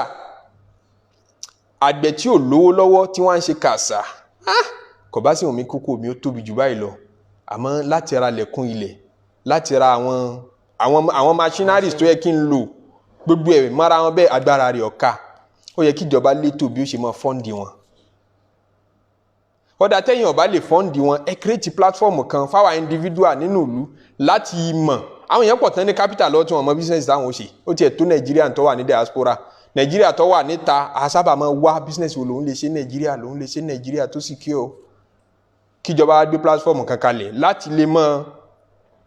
láti lè mọ jẹ́ intermediary láàrin investors àtàwọn àgbẹ̀ nítorí ó yẹ fọ́ǹdì wọn ó lè jẹ́ muzara'a basis kí ni jẹ́ muzara'a òun ni pé mi ò oblige wa àgbẹ̀ pé tí nǹkan kò bá dáa kọ́ lọ́wọ́ mi wá ń tipa o ìyín kò lé ọ lọ́wọ́ bóyá 10 million mo fẹ́ kó lé ọ lọ́wọ́ fi kún capital tí wọn náà bá ní lọ́wọ́ àwọn àjọ ṣe business lórí éka mélòó la fẹ́ rà ìwọ mọ̀ ń pa àgbẹ̀ ìwọ náà ó bá mi gbìn èmi mo fẹ́ gbé capital kalẹ̀ bóyá òun ní bẹ́ẹ̀ àbóhun náà sì ní nínú capital bóyá percentage tiẹ̀ náà àmọ́ relationship tó ṣàdèmí àti ẹ̀ papọ̀ relationship yìí pé èmi ni capital provider ìwọ mọ̀ provide the service yín wà gbé ilẹ̀ kalẹ̀ àbí kí n gbówó tè ra ilẹ̀ kalẹ̀ àti gbogbo machines tẹ̀ need àti storage tẹ́ mọ̀ kó gbogbo nǹkan ọ̀gbìn sí tí ò ní bàjẹ́ nígbà tẹ́ bá ń harvest yẹ tí n bá kó kalẹ̀ ìwọ mọ̀ provide the service nígbà tá a bá harvest tán percentage báyìí la fi mọ̀ distribute yẹ èmi ò mọ̀ mú 60 ìwọ mọ̀ mú 40 àbá tiẹ̀ wulẹ̀ tà á tán tá a bá tà á tán iye tá a bá wá rí ń bẹ̀ lájọ pín ṣe mọ̀ pé ẹni tí ò lówó lọ́wọ́ tó fẹ́ ṣe tó mọ̀ ń paṣẹ àgbẹ̀ tí ò lówó lọ́wọ́ yóò rí ọ̀nà láti mọ̀ wà funded léyìí tó kọjá loan tó bá gba loan ọlọ́run ní ń jẹ́ kí nǹkan irúgbìn ògbìn tí ó bá gbìn tí ó bá wù nǹkan àbójó rọ̀ so yọ wọn á di pé ọmọ sáré lójúlójú káàkiri fún òun ti jẹjọba ń gbèsè o central bank fún wọn ní lónù kan òun òróró san padà muzara'a nìyẹn àbí musaqat a fẹ́ ṣètò nípa bó láti mọ wẹ́ẹ̀tì ẹ̀ nítorí pé a need irrigation kò sí òjò rọ̀ dáadáa a fẹ́ ṣètò bómi ó ṣe wọ so èyí iṣẹ́ tí mo fẹ́ gbélé ọ lọ́wọ́ nù àti bẹ́ẹ̀ lọ Islam létò bó la ṣe invest lórí agriculture létò tó dádúró tó jódìndí gbogbo kíní wọ̀nyí ń ló jẹ́ ká mọ̀ wípé al-Qur'an ó ti gáìdì wa ní gbogbo ọ̀nà Ọlọ́run ti ṣàánú wa ní gbogbo ọ̀nà ó ní al-arda wada'aha lil-anam mi ti gbélẹ̀ fún yín náà fiha fakihatun èso tẹ́lẹ̀ jẹ́ mbẹ́mbẹ́ wan-nakhalu èso igi làbídùn mbẹ́mbẹ́ tí ó máa wù làbídùn fún yín tí ó máa fi dì í. wal-habbu zul-'asfi war-rayhan. àtàwọn èso kóró lóríṣiríṣi war-rayhan àtàwọn igi tí ó máa fún yín látẹ́gùn rayhanu fabi ayyi ala'i rabbikuma tukadhiban. fabi ayyi ala'i ربكما تكذبان. kọjọ owó tó lọ pátápátá ọlọ́run wá ní fàbí ayyi ala'i rabbikuma tukadhibani. èwo nínú oore ọlọ́run ọba lẹ tún fẹ́ pè nírọ́ ẹ̀yin wọ̀nyí. tukadhibani ẹ̀yin méjèèjì ẹ̀yin èèyàn àtàlìjẹ̀nú lọ́pọ̀lọpọ̀ tú sí à ń bọ̀ wá sọ̀rọ̀ lérí ẹ̀ pẹ̀lú tẹ̀síwájú wa ní tafsiri níjọ́ mẹ́jọ pẹ̀lú ògo ọlọ́run.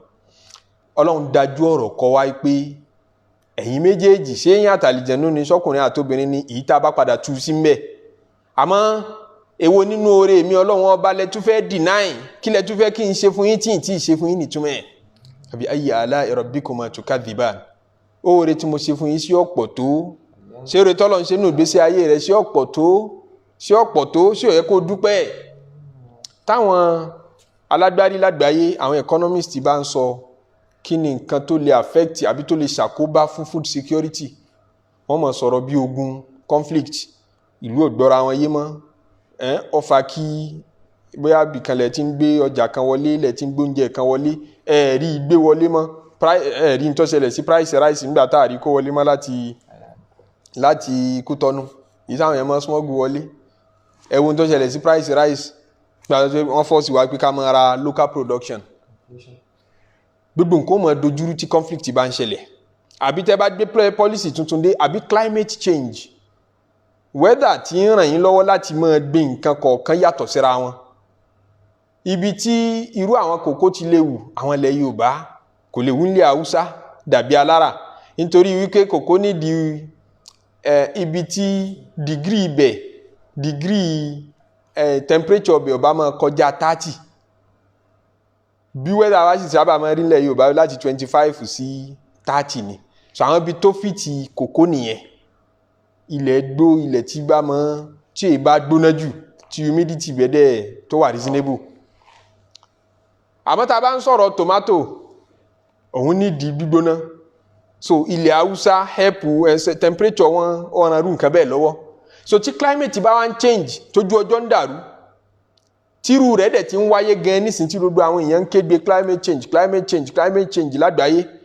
torí weather ayé kì í dúró lójú kan náà a máa change climate ń change ìlú tí kì í gbóná tẹ́lẹ̀ lè padà máa gbóná ìlú tí ń gbóná tẹ́lẹ̀ lè máa padà tutù bọ́lọ̀ ń ṣe ṣètò ayé ni anabi sallallahu alayhi wa sallam nínú asharatu sáà tá anabi ní tí ìgbẹ̀yìn ayé bá máa dé nínú àpẹẹrẹ tẹ́rì ni pé jaziratul arab ilẹ̀ Lárúbáwá tó jẹ́ desert area yóò padà dilẹ̀ rúgbìn yóò dilẹ̀ gbó gbogbo ààrẹ rẹ̀ àti kódà gbogbo àwọn àpẹẹrẹ rẹ̀ àti ń rí lẹ́nì gbogbo àwọn UAE Saudi ti ń fi tipátipá gbin nǹkan táwọn náà ti ń níbi tó green tẹ́wọ̀n pé desert area yìí náà ti ń green ní tipa struggle ní ń bá dé àmọ́ bó pẹ́ bóyá yóò padà ṣe bẹ́ẹ̀ ni ilẹ̀ tó ti jẹ́lẹ̀ gbó òun náà yóò máa yí padà ó lè padà máa dilẹ̀ desert bọ̀ wá tí gbogbo bí tí ọmọ parẹ́ lẹ́yọ kọ̀ọ̀kan climate change. àwọn tán mójútó ń sọ fún wa pé àwọn ìlú kan ń bẹ tábà fi rí bíi 50 years to 100 years sísìn àwọn ìlú kan ń bẹ tí ó padà dodò tí ó wọnú odò pátápátá tí ó àgbàgbé ń pèlú tí exist ń bẹ rí torí sẹ̀ntímítà odò ń ru gàlẹ́ yín lọ sókè sí so àwọn ibi tó ti jẹ́ ilẹ̀ tẹ́lẹ̀ òdòdó báwọn ibì kan tó jódò lọ́wọ́lọ́wọ́ báyìí ṣe ń dilẹ̀ ibi táwa wà lọ́wọ́lọ́wọ́ tá à ń sọ̀rọ̀ yá island ni ilẹ̀ Abu Dhabi gẹ́gẹ́ tó jẹ́ mainland ó bẹ̀rẹ̀ láti tẹ ẹ bá kọjá Sheikh Zayed bridge àwọn bridge odò ló surround gbogbo táwa yìí odò lọ́tún ló sì gbogbo ẹ̀ bẹ́ẹ̀ bá ṣẹ̀ṣẹ̀ bọ́ sérí ilẹ̀ gẹ́gẹ́ ẹ ṣẹ̀ṣẹ̀ gun bridge ni wọ́n wá extend ilẹ̀ yẹn island yẹn wọ́n ṣe sound filling irú yìí tí Lagos State náà ń ṣe tẹ́ wọ́n ṣe sound filling pé àtúfẹ́ kọ́ gbogbo ibi tán pè ní Rim Island wọ́n ń kọ́ ilé gàgàràgàgàrà síbẹ̀ gbogbo bẹ̀tẹ̀ tẹ́lẹ̀ odò ni wọ́n ṣe sound filling lọ síbẹ̀ ni bá a ṣe ń sọ ibi tó jódò dilẹ̀ iná làwọn ibì kan tó jẹ́ ilẹ̀ náà ń dodò climate change nítorí pé gbogbo àwọn kó ẹgbẹ́ factories tá ń dálẹ̀ náà tán ń tu gbogbo nǹkan kí nǹkan yẹn síta tí wọ́n tu gbogbo àwọn eruku burúkú yẹn síta gbogbo kí níwọ̀n yẹn náà ń change weather ibi tó yẹ kójò ti mọ kọ̀rọ̀ regularly mọ́ ń bẹ̀ ìyípadà tí bá wá ń bá ilẹ̀ kọ̀ọ̀kan yóò mọ affect food security population náà wà nù tán mọ́ claim pé affect food security pé tẹ́ ẹ bá ti ń pọ̀ jù bó fẹ́ wẹ́ẹ́ pé yẹn ní question mark nínú ṣẹ̀rí Ọlọ́run kò ṣe pé pípọ̀ wa ṣó di oúnjẹ lọ́wọ́ individual level ó lè máa di lọ́wọ́ pé nígbà tí family yín tẹ́bí yín ti pọ̀ sí ọmọ tẹ́bí ti pọ̀ sí inú ilé yín ó ṣeé ṣe kí ń kọ́ mu yín lè mọ́ tó mọ́ àmọ́ global level Ọlọ́run ti fi wá lọ́kàn balẹ̀ pé wa qaddara fiha aqwataha oúnjẹ tí ó tó gbogbo ayé jẹ ń bẹ nínú ilẹ̀ so kò correct kí United Nations gẹ́gẹ́ bá ń ṣe claim pé bí population ṣe ń pọ̀ sí yẹn náà ó affect food security agbọ́dọ̀ máa reduce àbí control population nítorí pé kọ́ máa affect oúnjẹ kò ní tó jẹ mọ́ ẹ̀mí kọ̀ọ̀kan tí ó bá wá sílé ayé ní tí ó jẹ ń bẹ nínú ilẹ̀ ìgbàgbọ́ àwọn mùsùlùmí nù. àwọn ọ̀nà míì tó ayẹ ká kíyèsí national level àti wọ́n náà individual level fún food security rẹ̀ oúnjẹ tó ń jẹ nínú ilé òun ni pé kó o mọ orí Ọlọ́run ẹ̀kọ́ tá a kọ́ nínú àyà àtẹ nínú pé fábí ayé àlá rabbikuma tukadhiban orí Ọlọ́run ọba àwòlẹ̀ fẹ́ pè nírọ́ ìyẹn ni pé lẹ́yìn tọ́lọ̀ ń ṣe gbogbo àánú yìí fún wa ọ̀ràn wa lọ́wọ́ onífàlẹ́ńdóró ìsánú ila ta'amihi ẹ̀wọ́ oúnjẹ tẹ̀ ń jẹ àná sababna al-ma'a sabba arọ òjò láti sánmọ̀ òjò yẹn ń wá díẹ̀ kọ́ pọ̀ jù ní ìtí ọba nǹkan kó jẹ́. thumma shaqaqna al-arda shaqqa. lẹ́yìn tó jòrọ̀ Ọlọ́run ní apàṣẹ fún ilẹ̀ ńlanu láti gbé nǹkan mi. fa'ambatna fiha habba. àwa ní kí àwọn èso tó jésù oníkóró kán máa jáde nínú ilẹ̀. wa 'inaban wa qadban. àtàwọn èso inabu kó máa jáde nínú ilẹ̀ wa qadban àtàwọn èso míì èso tó ń pè ní inabu lè so grape ní inabu àti àwọn èso míì tí ó máa jáde nínú ilẹ̀ táwọn jẹ́ qadban èso tí ó máa dàbí igi bí iṣu bí rógò àti bẹ́ẹ̀ bẹ́ẹ̀ lọ. wa zaytunan wa nakhalan. wa zaytunan wa nakhalan èso zaitun ó máa jáde èso zaitun kí ni zaitun? zaitun kóró kan náà ni. ọmọ zaitun lẹ́yìn ìwòdì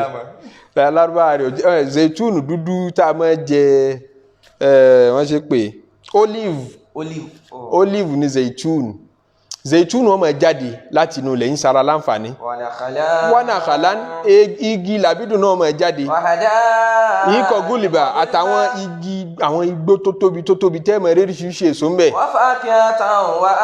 àwọn ápù náà máa jáde gbogbo àwọn èso tá a fi panu wá àbá àtàwọn èyí tí ó máa jẹ́ wẹ́wẹ́wẹ́ bí àwọn ẹ̀pà mata'an lakum wa li'anamikum. ẹ wá dúró kíní wọ̀nyí a lè pa òjò láṣẹ kọ́rọ̀ fúnra wa Ọlọ́run ni ó pa aláṣẹ tá a bá tiẹ̀ gbìyànjú tá a wọ́nà kan láti rọ̀jò èyí tí ò possible fún wa ká tiẹ̀ wá pa rọ̀jò ǹjẹ́ lè palẹ̀ láṣẹ kó gbé mi a lè palẹ̀ láṣẹ kó gbé mi Ọlọ́run ni ó palẹ̀ láṣẹ ni ó la ilẹ̀ ní ẹnu pé kó gbé mi Olúwa ni mo ṣe bẹ́ẹ̀ fún yín ó dà tílẹ̀ bá wá gbé mi ṣé lóòrò dà tílẹ̀ bá gbé mi ní mo gbé irúgbìn jáde ni Ọlọ́run tún ní èmi náà mo tún ṣiṣẹ́ kó gbé irúgbìn jáde nífi sọ pé afara'aytum ma tahrusun ṣe rí dodo tẹ́ lẹ́ ń gbìn yẹn à ń tún tẹ́síra àwọn náà wà nánú zari òun ṣẹ́yìn lẹ́ ń gbìn ní àbáwá là ń gbìn àwa la ṣiṣẹ́ ẹbẹ̀ tó bá wá gbé mi tán yóò máa process ẹ̀ nọ́ńdà alẹ̀ tó bá yá yóò máa wá gbé jáde láti inú ilẹ̀ yóò máa wá gbé jáde wá sókè tí gbogbo iṣẹ́ yìí bá wá ṣe tán ṣó yẹ kọ́mọ ènìyàn wá jókòó tó ń jẹ kọ́mọ wàá rántí Ọlọ́run ọba tí ń fún òun jẹ kọ́mọ àlè dúpẹ́ fọ́lọ́run ọba tí ń fún òun jẹ àìlè dúpẹ́ fọ́lọ́run ọba tí ń fún ní jẹ nínú tá a fi ń violate food security lọ́wọ́ torí àwọn kan ti ṣe bẹ́ẹ̀ àwọn ìjọ sábà ibà sàsìkò tó ti lọ ní kápítàn wọn àwọn ìjọ sábà nínú suratu sábà yìí Ọlọ́run ní laqad kana li saba'in fi maskanihim aya jannatani an yaminin wa shimalin kulu min rizqi rabbikum washkuru lahu balidatun tayyibatun wa rabbun ghafur fa'aradu farsalna alayhim saylal arimi وبدلناهم بجنتيهم جنتين ذوات أكل خمط وأثل وشيء من سدر قليل ذلك جزيناهم بما صبروا فهل نجازي إلا الكفور Ọlọ́run ní laqad kana li saba'in fi maskanihim aya àríṣe mọ̀ àmì Ọlọ́run ọba ń bẹ nínú tàn sàbáyé ẹgbẹ́ yẹ̀wò gbogbo ẹni tọ́lọ́run bá ní ọmọ rí jẹ lẹ́nì gbogbo ẹni tọ́lọ́run bá ní ọmọ rí mu lọ́ọ́ kẹ́kọ̀ọ́ níbi ìtàn àwọn sàbáyé jannatani an yaminin wa shimalin Ọlọ́run ní mo dá wọn lọ́lá pẹ̀lú jannatani aljanna méjì an yaminin wa shimalin tán bá wọ̀ tún wọn tán bá wò sí wọn ọdọ̀ oko ló tẹ́ lọ gbáà fúnjọ sàbáì. Ọlọ́run ní kulu min rizqi rabbikum ẹ máa jẹ nínú azikì Ọlọ́run ọba yín washkuru lahu ẹ sì dúpẹ́ fọ́lọ́run ẹ mọ́ọ́rẹ́ ayata tún débẹ̀ náà ní pé wal-arda wada'aha lil-anam mo gbé ilẹ̀ fún yín kẹ́ ẹ máa jẹ tí ń bẹ́ẹ̀ wá ní fabi ayyi ala'i rabbikuma tukadhiban ṣé ẹ̀ ní dúpẹ́ orí mi ni. Ó ní mo fún àwọn ìjọ sàbáì ní jannatan aljanna tó tóbi à ń yẹ̀mí ní wá shimal tẹ́ bá wọ̀ tún tẹ́ bá wò sí ọdọ̀ oko yẹn lọ gbáà. kulu min rizqi rabbikum washkuru lahu. Ọlọ́ni ẹ máa jẹ nínú oore mi Ọlọ́run ọba àmọ́ washkuru lahu tẹ́ bá fẹ́ secure oúnjẹ yín food security gbogbo individual náà kì í ṣèjọba nìkan tó fẹ́ secure oúnjẹ tí ń bẹ nínú store rẹ tó fẹ́ kébi alẹ́ ó padà pa ọ́ tó fẹ́ kébi ọ̀la ó pa ọ́ kọ́ pa àwọn ọmọ rẹ fashkuru lahu mọ́gbẹ́jọ́ lọ́n lọ o kọ́ wá lọ jókòó ṣọ́ọ̀pù náà lọ wà oore tọ́lọ̀ ń ṣe fún ọlọ́pọ̀ débi tó wà á ríbi dúpẹ́ oore rẹ̀ mọ́ ò lè kírun mọ́ fashkuru lahu níbi tó yẹ kó ti yọ zaka ọgbọ́ngbọ́n kọ́ mọ́ yọ zaka mọ́ kó owó yẹn ti pọ̀ jù washkuru lahu ọkọ̀ yìí sẹ́bí ọ̀fẹ́ tọ́jú ẹbí Ọlọ́run ní mo fẹ́ kẹ́ ẹ dúpẹ́ oore tí mo ṣe fún yín ẹ̀yin kọ́ lẹ̀ ń gbìn tẹ́ ẹ bá gbìn ẹ̀yin kọ́ lẹ̀ ní ọmọ wù balidatun tayyibatun wa rabbun ghafur. ìlú tí ń jẹ́ ìlú Sábà tọ́pọ̀lọpọ̀ àwọn èèyàn ń sọ pé ìlú Yámánì níbẹ̀ balidatun tayyibatun ní ìlú yẹn dáa ó farabalẹ̀ wa rabbun ghafur àwọn ẹ̀ṣẹ̀ pẹ́pẹ́pẹ́ tán bá ṣẹ̀ náà Olúwa ni mò ń foríjì wọn mò ń yááfì wọn títí tó fi ṣẹlẹ̀ wípé wọ́n padà wá ṣàìmoore sọ́lọ̀ wọn ọba. farsalna alayhim saylal arimi. ìgbà tí wọ́n ṣàìmoore sọ́lọ̀ wọn ọba arsalna alayhim saylal arimi làwọn náà wá dẹ saylul arimi sí wọn àgbàrá ńláńlá tó àgbàrá yẹn náà omi yẹn náà ń lò náà fi ń wet agriculture wọn náà fi ń wọ́tà rẹ̀ wọ́n kírètì dáàmù tó tóbi àwọn kérémọdò yẹn wọ́n channel gbogbo ẹ̀ tó fi lọ kọjú síbi kan náà tó pàdé níbi kan náà wọ́n á kírètì dáàmù ńláńlá lẹ̀kùn dáàmù yẹn àti gbogbo tán fi protect wọn tán fi protect ẹ̀ pé kómi ibẹ̀ kàn máa wá díẹ̀ kọ́ máa feed àwọn agriculture wọn bá ṣe ń ṣètò wọn nìyẹn Ọlọ́run nígbà tí mo fẹ́ jẹ wọ́n níyà arsalna alayhim saylal arimi. mo já gbogbo tán fi control dáàmù yẹn Ọlọ́run fà ya arsalna alayhim saylal arimi flood tí mo bá nǹkan oko jẹ́ Ọlọ́run ni mo wá dẹ̀ sí wọn flood tí ń da Sudan láàmú torí agriculture ní Sudan náà dójúlé flood tí ò jẹ́ ká agriculture wọn lójútu flood tí ẹrù rẹ̀ ń ba Egypt pé tí project tí Ethiopia tọwọ́bọ̀ láti bí ọdún mélòó kan yìí tí ń kọ́ millennium wọ́n ṣe ń pè millennium dam tó tóbi jù láfíríkà Ethiopia ń sọ pé òun nídìí energy 70% ti ọmọ ìlú àwọn ò níná wọ́n nídìí energy wọ́n wá invest $5 billion lówó tó tó bẹ́ẹ̀ wọ́n invest rẹ̀ lérí pé àwọn fẹ́ kọ́ dáàmù ńláńlá tí ó tóbi jù láfíríkà láti mọ produce energy àwọn ó sì tún mọ supply energy fáwọn ìlú míì wọ́n wá ń kọ́ odò river Nile tó tọ́pọ̀lọpọ̀ rẹ̀ 80% rẹ̀ wá láti inú Ethiopia òun náà ló ṣàn láti inú Ethiopia tó pàdé ní pẹ̀lú anailul azrak ó pàdé pẹ̀lú anailul abiyad wọ́n pàdé ní Sudan níbodè Sudan wọ́n wá lọ gbanú Sudan kọjá Sudan benefit ń bẹ fún agriculture wọn ó wọnú Egypt lọ bẹ́ẹ̀ òun la Egypt gbójúlé fáì mọ iye ọdún century ọdún tó ti pẹ́ wọ́n gbójúlé fún agriculture wọn nígbà tẹ́lẹ̀ lóhùn fẹ́ kọ́ dáàmù ọdún mẹ́ta ṣe mọ̀ pé dáàmù ó sì mọ fíìlì ọmọ ìtumọ̀ ẹni kó mi tí Egypt ọmọ rí àti Sudan ọmọ rí ó kéré ẹ̀rù ń ba Egypt pé ẹ kó bọ́rọ̀ ajé wa so food security nù ni wọ́n ń jà sí tó fẹ́ di bí ogun ní last year tí gbogbo èèyàn ti ń bẹ̀rù pé àbí yóò dogun àbí yóò dọ̀tẹ̀ ni so kílẹ̀ bá débẹ̀ ni pé fàárọ̀ Ọlọ́run nígbà tí wọ́n ṣe tán gbẹ̀rù gbẹ̀rí dáàmù wọn tí wọ́n fi ń sọ̀rọ̀ ajé tí wọ́n fi ń fìdí gbogbo agriculture wọn Ọlọ́run ni àfàáyà lọ́ba di flood nígbà tó di flood ó bà nǹkan oko jẹ́. wa baddalnahum bi jannatayhim jannatayn. Ọlọ́run á ní jannatayn tí wọ́n ní ọ̀dọ̀ oko ńláńlá tó tóbi tẹ́wọ̀ tún tẹ́wọ̀ sí tẹ́ mọ́ rí ọ̀dọ̀ oko lọ́gbà Ọlọ́run láà wá rọ́pò ẹ̀ pẹ̀lú kínní. zawata ukulin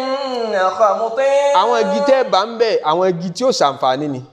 nígbà tí flood bá ti wọnú nǹkan oko déédéé omi tó tí nǹkan oko nídìí níwọ̀n tó mi òjò tó bá rọ̀ sóko bá ti lágbára ju bó ti yẹ tí flood bá ṣẹlẹ̀ ó kí ó bà gbogbo nǹkan oko jẹ́. Ọlọ́run wa ni arọ́pò gbogbo tó wúlò ńbẹ pẹ̀lú tí ò wúlò gbogbo wọn dénú oko wọn bá ń tó ní láárí ńbẹ mọ́ nígbà tán ti ṣàìmóore ń ta fẹ́ lò ńbẹ náà nù. ìyẹn ni pé tá a bá ń sọ̀rọ̀ food security kì í ṣe physical aspect àti material aspect ibẹ̀ nìkan la máa wò á máa wo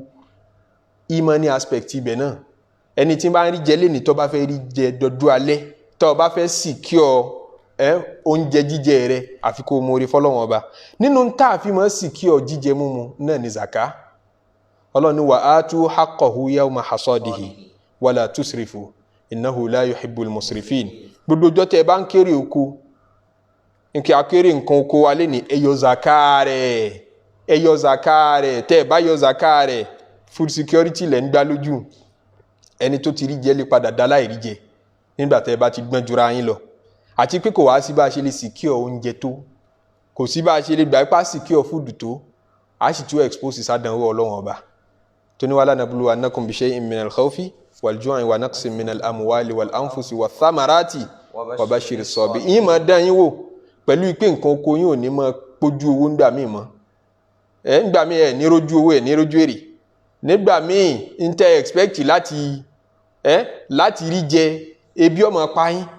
a máa fi ibi dán yín wò. kò sí food security tíjọba kan lè gbé lérí lágbàáyé lé ní tọ́lọ́mùbá fẹ́ fi ibi pa wọ́n yóò fi pa wọ́n. walaqad akhadhna ala fir'auna bis-sinina wa naqsin minas samarati la'allahum yadhakkarun. Ọlọ́run ní àwọn ìdílé Fìràhónà àti gbogbo àwọn tó ń tẹ̀lé mo fi ibi dán wọn wò bóyá wọ́n lè tètè ronú padà.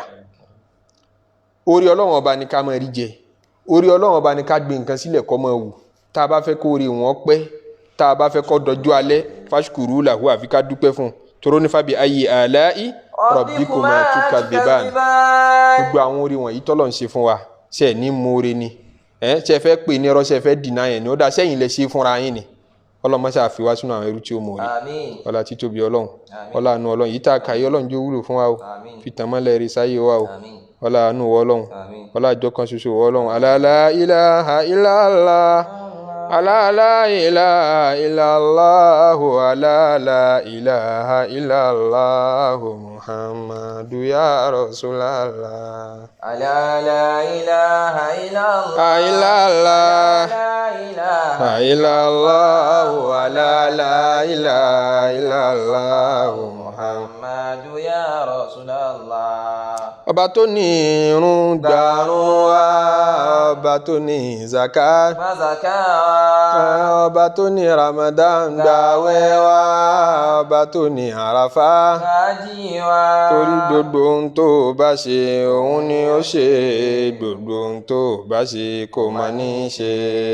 la ilaha illallah la ilaha illallah Muhammadu ya Rasulallah. Rabbana taqabbal minna innaka antas samiul alim